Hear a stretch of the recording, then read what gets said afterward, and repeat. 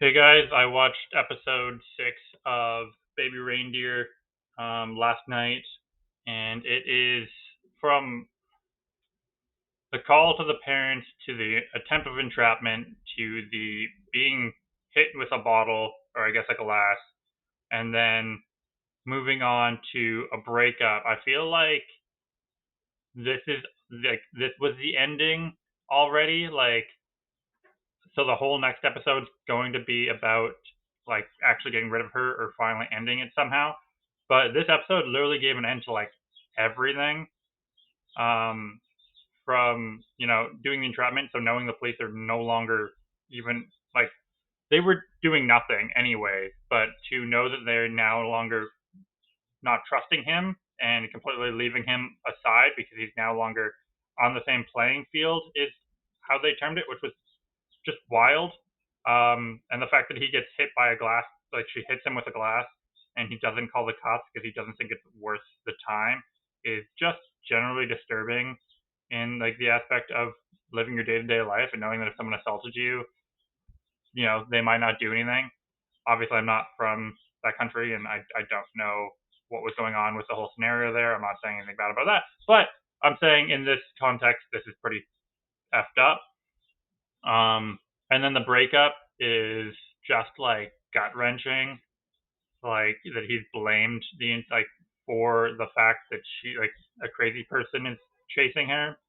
And then I'll get down to the nitty gritty of the final speech, which I think was shot beautifully from the moment he walks down the staircase to the moment he's up there. It just it very much give end of movie um, feeling and a general shock and awe to hear such a gut wrenching story and release that someone could give. Like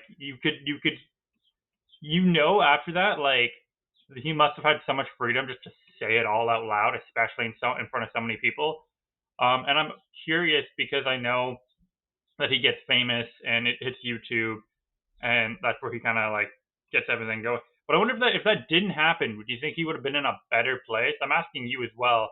Like, if he didn't get famous and that never went on YouTube, do you think he would have been in a better place just because he let it all go and managed to say that all in front of an audience and understand that a part of it's just him letting him hate himself?